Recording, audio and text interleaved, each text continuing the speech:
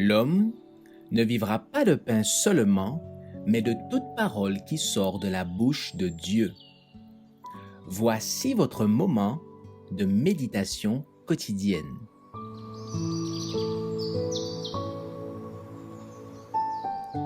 Maranatha.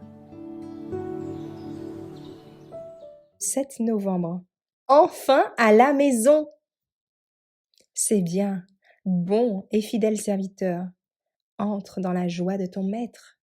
Matthieu 25, verset 21.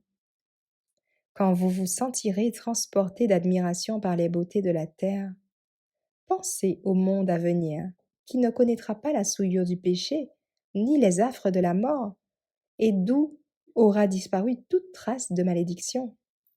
Représentez-vous la demeure des élus, et souvenez-vous qu'elle sera infiniment supérieure à tout ce que votre imagination peut concevoir de plus beau. Les splendeurs de la nature ne sont qu'un faible reflet de sa gloire. Il est écrit: ce sont des choses que l'œil n'a point vues, que l'oreille n'a point entendues, et qui ne sont point montées au cœur de l'homme, des choses que Dieu a préparées pour ceux qui l'aiment. Dieu nous les a révélées par l'Esprit. 1 Corinthiens 2, verset 9. Bientôt, les portes des cieux seront grandes ouvertes devant les enfants de Dieu, que le Roi de gloire accueillera par ces paroles qui charmeront leurs oreilles, telle la musique la plus suave.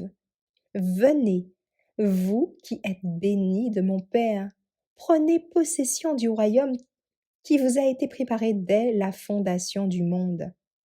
Matthieu 25, verset 34. Alors, les rachetés seront accueillis dans les demeures que Jésus est allé leur préparer. Alors, je vis Jésus conduire la troupe des rachetés à la porte de la cité.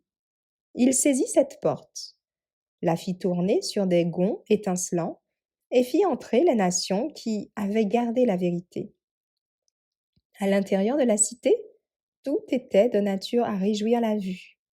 Partout, on voyait des choses riches et glorieuses.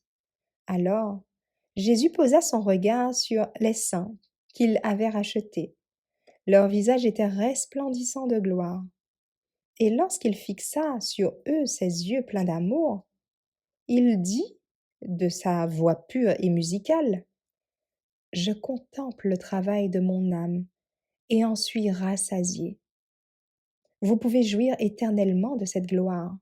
Vos peines sont finies. Il n'y aura plus de mort, plus de deuil, plus de cris, de souffrance. Nul ange ne saurait décrire le ciel. Lorsque je pense à tout cela, je suis émerveillée, remplie d'admiration pour ces splendeurs incomparables et ces gloires indescriptibles. Je ne puis que poser la plume et m'écrier: « Oh, quel amour! Quel merveilleux amour !» Les paroles les plus sublimes ne sauraient décrire la gloire du ciel ou les profondeurs incommensurables de l'amour du Sauveur.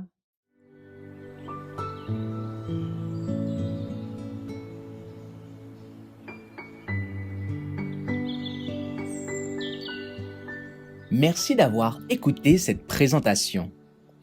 Assurez-vous de nous rejoindre demain pour votre moment de méditation quotidienne avec lereste.org.